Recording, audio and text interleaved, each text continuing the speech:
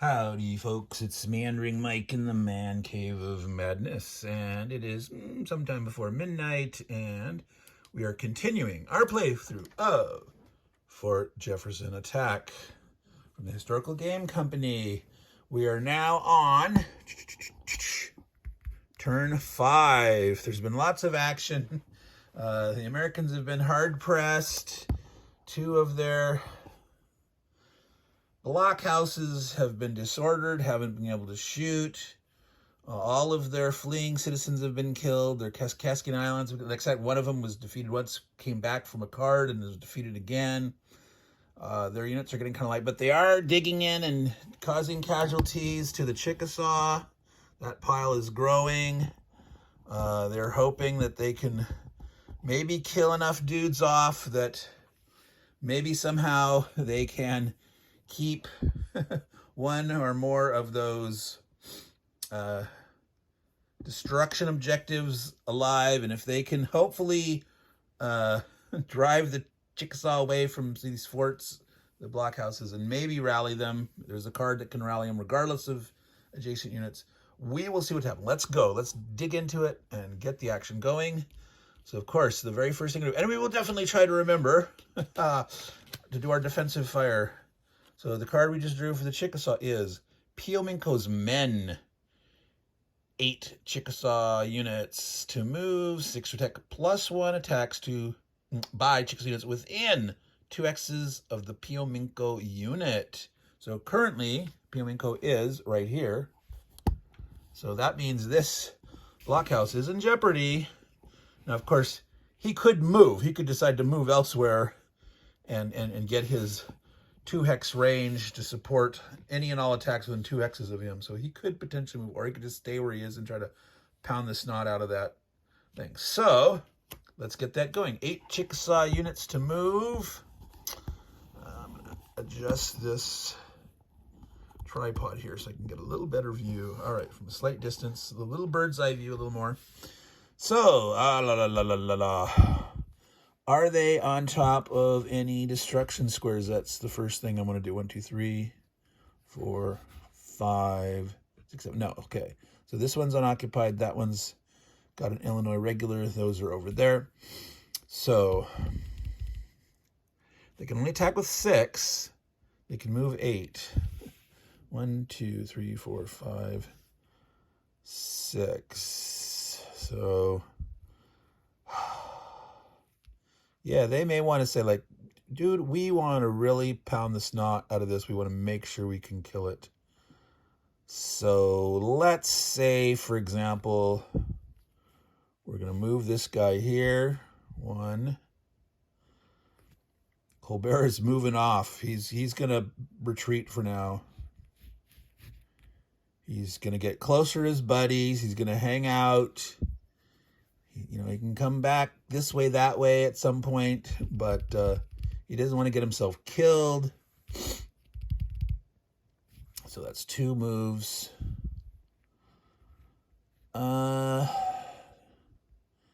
This guy's going to step back to this purpose. This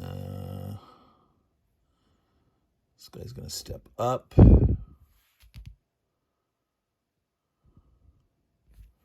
Like he's going to step up. All right, and that's it. They'll move those, knowing they only have 6 to shoot. They can start 6 shooting down here. If they manage to kill it, then they can go and do their other ones here. So defensive fire first. Now remember, defensive fire, and any Americans that aren't deserted can fire. So all these guys can fire, but these 2 guys, and the most powerful defensive fires are those swivel towers, because they normally can shoot twice, but these guys, they haven't had a chance to shoot with their swivel. I think that one of these early on got a turn of shooting, but all right. So the defensive fire. No,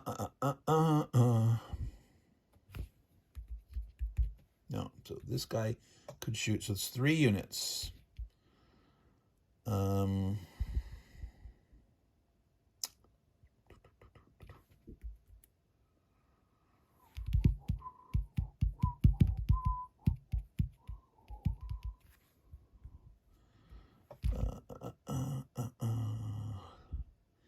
instead of shooting with an artillery at range with a one better shot, I think they may want to go with the close guy who could actually kill him.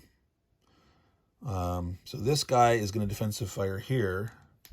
So he's adding 2 against a 5, and I'm going to now adjust this so you can see the action still.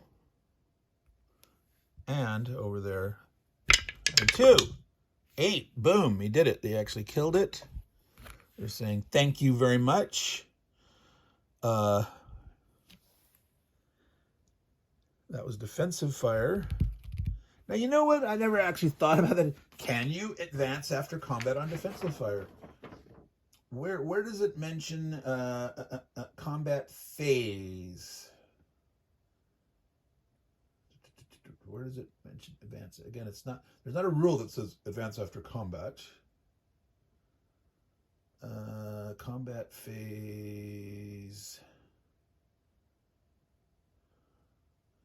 Under combat procedure, 2222222, blah blah blah.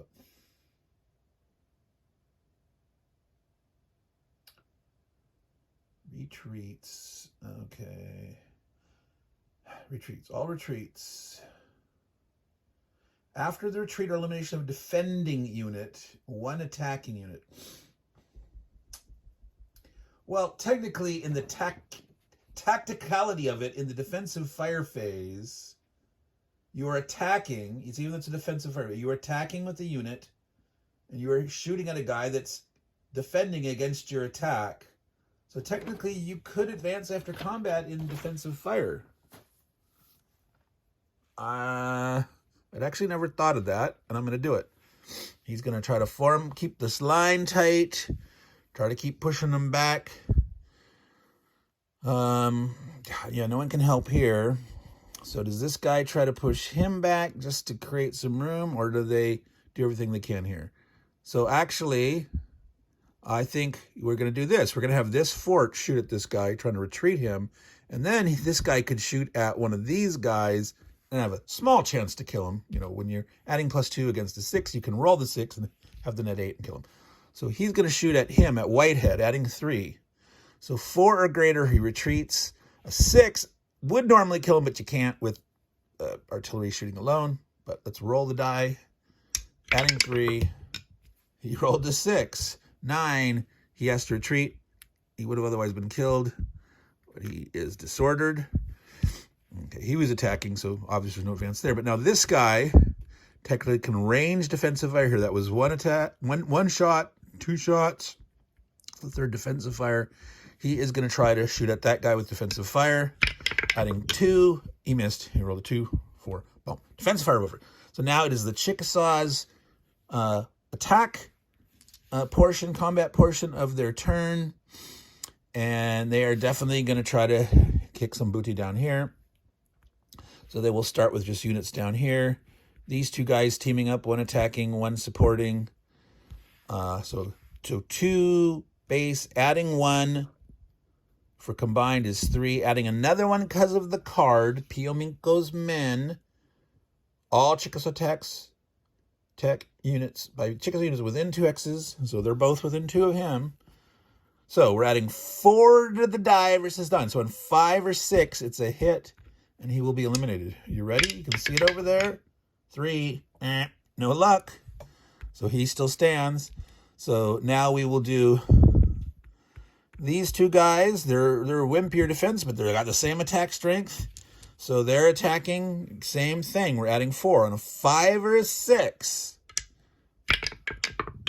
2. They fail. Now Piominko himself, he says, must I do everything myself? He's leading the charge. This guy's supporting at range.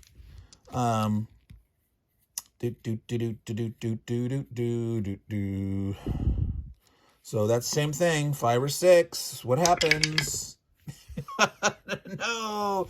So they shoot their wad. They get all those attacks. They had 3 chances at a 5 or 6, and they failed. Their turn is over. It goes to the American portion of game turn 5. Now we get to draw a card here. Oh, no, just one. Just want these cards stick together a little bit. morale boost. 10 Americans can move. 7 attack. All American. Oh, this is it. All American units may be rallied at the start of the American player turn, even if an enemy is the rally phase still takes place. So at the end, they'll still get a normal rally phase. So if Chickasaw defensive fire disorders one of their guys this turn, they'll still get to rally at the end. So they actually get to rally these two dudes. Okay. So the Chickasaw have to redo all their work that they did. So they kept missing and missing. That's crazy. They got lucky early on, got those guys hurt, but were not able to follow through. So, wow, Americans move. Did I do? Yeah, I put it right. 10 can attack with 7. So, I don't know if this guy wants to get too far forward right now. They can come charging back. 1, 2, 3, 4. But if he gets too far away, oh my God, there's a card. Shoot, there's a card in here that's going to be coming up at some point. That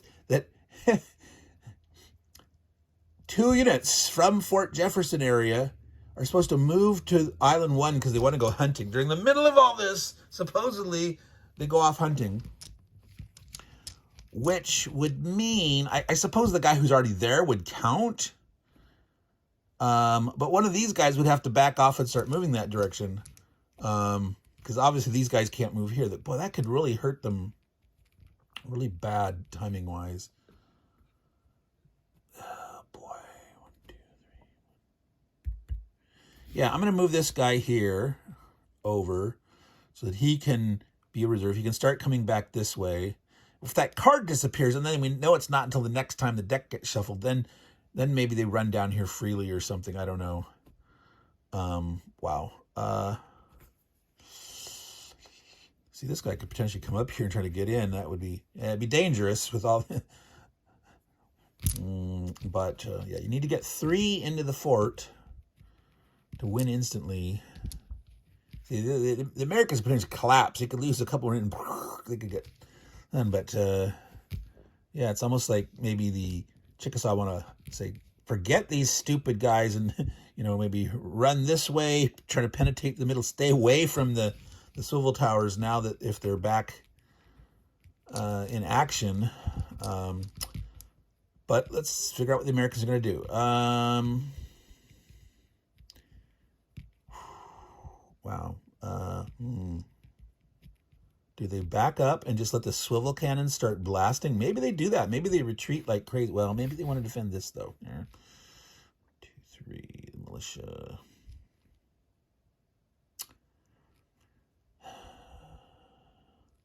All right, they could do something like this. This guy could go 1, 2, 3.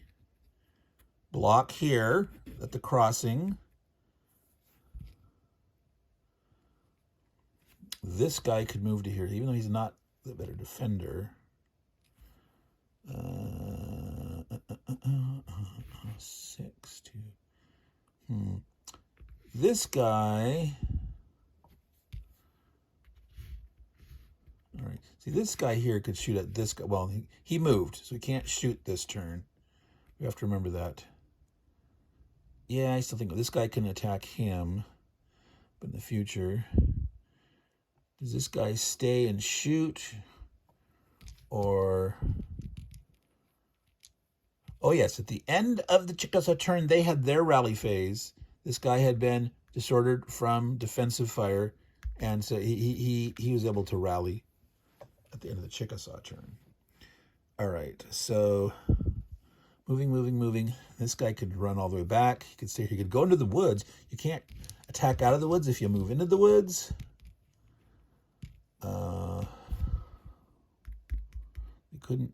They couldn't surround him yet if he moved here. That would give him better defense, but does he want to stay there? Does he want to run back this way? He could stay where he is there and shoot, but then he's out in the open.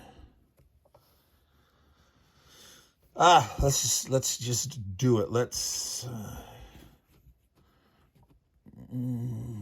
move up. Let's try to keep a little bit semblance of a line get a little better defense there.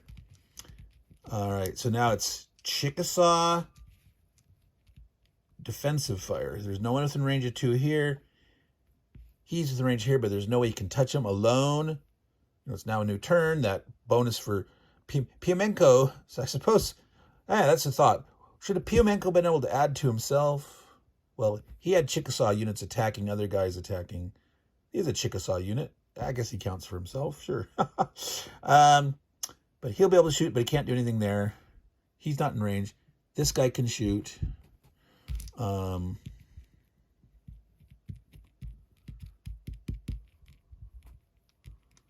So he's a 7. So we will shoot there. Adding 2 against, he does get the bonus. He's a 7. Rolled a 2, which is a 4, is a miss. So that was a defensive fire. The normal American attack turn, they have 7 guys that can attack, but he's not in range of anybody anymore. All right. So he can't attack at range because he moved. He can attack because he's close. He can attack and he can attack. So they can all attack. So, again, I think the Swivels want to, they'll get to attack twice. He's going to blast the weak guy. The best chance of getting a kill. Right now, I think they want to kill every single 5-4 they can. Just get as much offensive power of the Chickasaws off the board. All right. So he's adding 2 against this guy who has a 5 defense. He rolls a 4, which is a 6, which is only 1 greater. So he retreats. Okay. He gets to shoot again. He will shoot at the close guy. Make the other guys have to move up. Yeah. All right. So adding 2 against the 6. 6 he hits. He has to retreat. Driving him back. All right. These are guys that are being hit in the American turn, so they won't get to rally until the end of the Chickasaw turn. So that is reduced firepower. All right. So that was 2 shots, but that's only 1 unit. Doesn't matter. They have 7 units that can attack. Everyone's going to get to attack that was in range. Again, he couldn't shoot because he moved into the woods. He moved, so he can't shoot range. This guy. Let's go ahead and do this guy before this one. Let's have some fun with this. He's a 6. He's getting +1 defense. Adding 2. 1 miss, totally. All right, down here. Here is a 5-4 in the open. So let's shoot there, adding 2 with a swivel gun. 2, he misses. This guy, so if he's going to shoot at someone else, he'd rather shoot at a 6, because a 5 in this has a net 6, but he's a weaker guy, so I'd rather kill the stronger guy. So shooting at that one, adding 2, becomes a 7. It wasn't enough to get a kill. He needed a 6 in this case. So this guy retreats. Okay, so pew, pew, pew, pew, pew, pew, pew. All right, that was the American turn. See, a little faster, guys. That's 18.5 minutes so far. We're flipping over the turn marker. Over there. Driving on to turn 6. All right, so there we sit. We need to draw a card for the Chickasaw. Oh, surrender demand. Interesting look. So this is the Chickasaw are going, like sending a peace party up to the fort. They're not attacking. They are only maneuvering, and they're saying, "Hey, surrender! Come on, just surrender. We're you want a truce, peace." And of course, the Americans don't say no, but this means these guys can't even move this, or they can move 6, but they can't fight. So, wow. Wait, beginning of their turn, this one is destroyed though. It may be peace, but they're actually still burning stuff. It doesn't prevent this. The special doesn't say like no destruction this turn. It says there's just no attacks. This is not an attack. So they went ahead and burned that. Burn, baby, burn. Ooh, Disco Inferno. All right, so, wow, yeah, maybe they back off. Maybe they, for now, I mean, again, there's up to 24 turns here.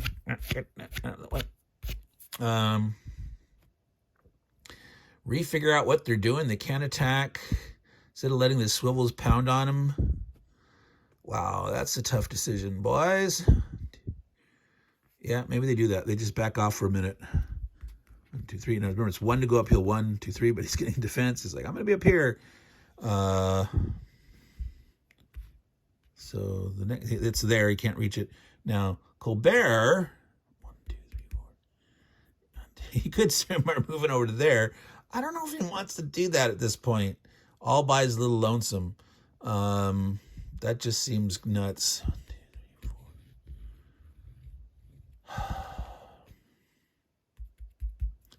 Come over, get over here with everybody.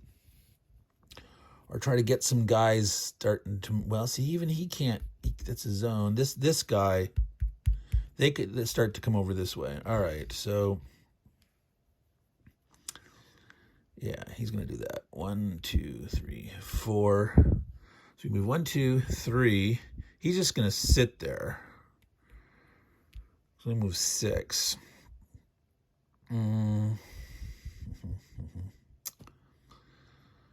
Oh, that's right. So you actually, artillery on a hill, ignore the line of sight stuff.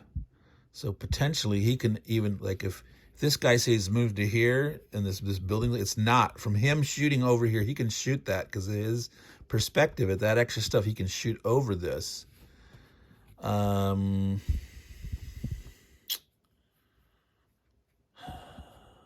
at least it gives them a plus. This guy can't move, though. He will rally. Boy, what do they want to do?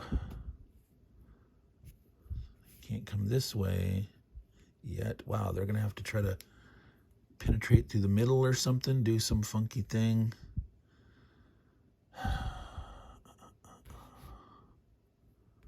So you can get guys into here, but they can still get shot at. They're not going to be able to totally get away from this guy. Do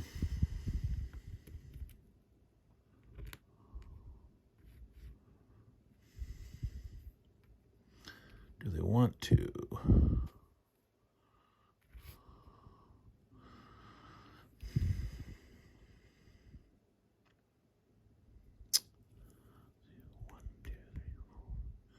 Maybe he, as a big 7 guy, comes to here, big strong. This guy moves back. Stays out of range of him. Get up to here.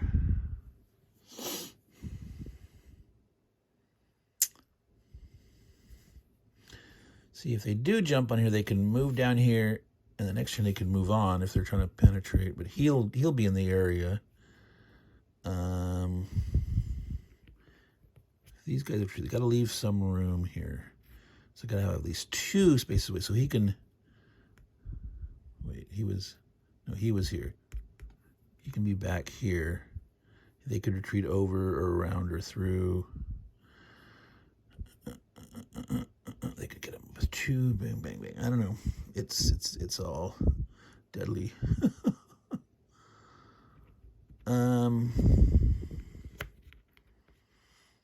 Yep, taking a little longer term now because of that setback. Like, okay, what are we gonna do? What are we gonna do? So they backed off. They got some time.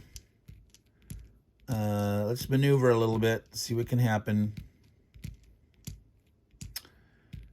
Maybe try to draw some of these guys away, and if that card comes up where the Americans have to go hunting, more guys move over that way or something, and then they can make a rush. So forget these forts and get up here, try to kill all this stuff, or see if we can sneak into the main fort. All right, so that was the Chickasaw moves. There is defensive fire. Oh, wait, it was this. Yeah, this guy's going to get blasted here. Yeah, he was shot in the American turn. Yeah, he was here, wasn't he? Or he had to retreat, and so he's still within range because of the way he had to retreat. He did retreat 2 hexes, but it's one of the few cases that he would have normally moved 2 as far as away he could. He did move 2, but because of how he had to move, he's still within range of that swivel cannon. So this is not something that will normally happen. Like up here, they moved away and out of range. But this is one of the few cases where the edge of the map is, And the legal hexes, you know, he couldn't have gone to here because that was a half hex, which what he normally would have wanted to. Or even retreating this way, he'd still be within 2 of this guy. So this guy is probably, he's going to shoot there for certain, because all he has to do is get a retreat to kill it, and he has 2 chances. So that's where they're going to start. Defensive fire. They're going to shoot right there, adding 2. So let's get it over there where you can see it. I can actually move this a little bit better like that. No, miss. But he gets another shot. He's going to shoot again. Double miss. 1, 2. Wow. All right. That guy lived. Amazing. It's a miracle. All right. He's not in range. He's not in range. He's not in range. He is not in range because these buildings are blocking. And the guy that was down here moved out of the way. So this guy can shoot here. That's the only other shot that they have. So he's an 8 though. So he has to roll a 6 just to get a regular hit. Adding 2. Piamenko 7 with a +1 bonus for the settlement. Can a 6? Nope, 4. So that's it for defensive fire. No attacks because of this surrender demand card that we had. Right? That was this guy. So it now becomes the American portion of turn 6. What comes up now? I can't remember what all the other cards are. They've already gotten a replacement unit. They haven't had the hunting thing yet. Oh, this is it. Captain George's Bravado. No, that's not it. That's I think this is. And then he goes hunting. No, this is actually. Oh, this is weird. 9 American units can move. 5 American units can fire. All units in Fort Jefferson add +1 to their attack range. So for some reason, his bravado. This sounds weird. The units can shoot farther. I don't. That makes no sense to me. Really, I can see beef up the morale of your men and get a plus on attack or something, but that you actually shoot farther does not make sense. So would be interesting to hear, what is the historical background to this? What is the justification of this? All right, so +1 range. Now, does it matter? 1, 2, 3, 4, 5. Yes, this guy from the fort could shoot all the way out here. 1, 2, 3, 4, 5. 5. He could shoot this guy if the buildings weren't in the way. Now, the artillery, he's not on a hill. This is not on a hill. So this guy doesn't get a benefit from it. This guy does. He can actually shoot at Colbert all the way over there. 5. They're lobbing a long one. And they're trying to hit. They're adding 3 against a 7. Again, they can't kill him permanent because it's an artillery alone. Alone. Attacking at range. But they could still, I don't know, it's an insult to him. He's gonna rally at the end of this turn. Anyway, but they could push him back. All right, just roll the die, Mike. A 4. Adding 3 is a 7. They do. Colbert goes, and he flees back to there. That's the American, wait, stop. We had to do Chickasaw defensive fire, technically, which he's the only guy that was shooting. He's not going to be affected, but he is here next to this guy. He can shoot defensive fire here. So before we do this, technically, we're supposed to do our Piamenko, the Chickasaw defensive fire.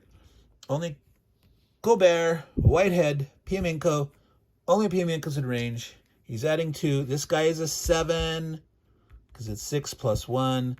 So adding 2, he could cause this guy retreat. You can't kill him outright, but roll the die.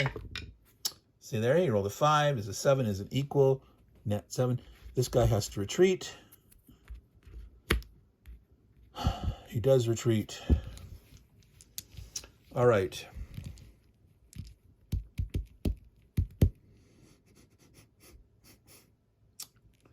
So there we go. There we go. You know, it causes all sorts of issues if you actually say you can retreat in the defensive fire phase, because defensive fire can be close combat. But it's like, if he advanced to here, then this guy would then be in range during the combat phase, and he could attack and all that big mess. I don't know. It's probably wiser to say, no, in defensive fire, you cannot advance.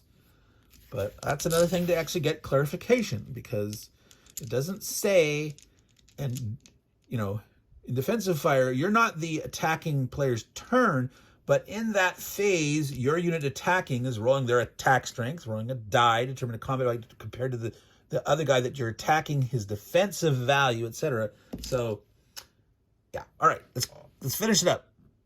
We love discussing the rules too much, and it's going on too long. So let's finish that up. So that was defensive fire. That was offensive fire.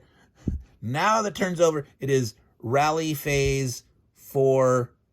Wait, we forgot the Chickasaw end. He survived. No, he didn't. He did. Wow, I'm really... This guy was done in the American phase. He will not... No, defensive. That wasn't a real attack. He will not recover now. This guy was supposed to recover last turn. Yes? No? No. Yes, he got missed. He was missed during the American phase. He will recover in the other guy, but he was originally shot in the defensive fire. Wait, I'm totally confused what happened here. I'll have to figure this out later reviewing the film. I'm not sure if that guy should have rallied or not. But it is the Americans' turn.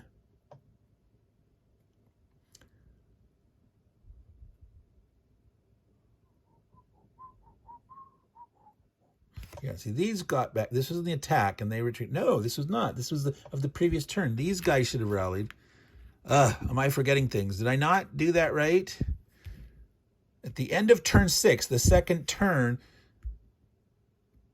these guys, which were defensive fired in that turn, they should have recovered.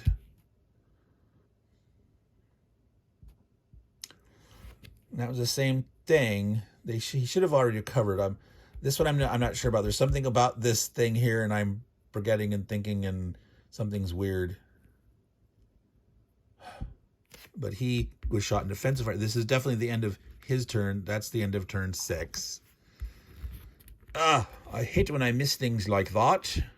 So we're going to call it quits there. There we are, ready for turn 7. We're going to stop this at 32 minutes, keeping it short for this one. This is the length that they should be going, or less.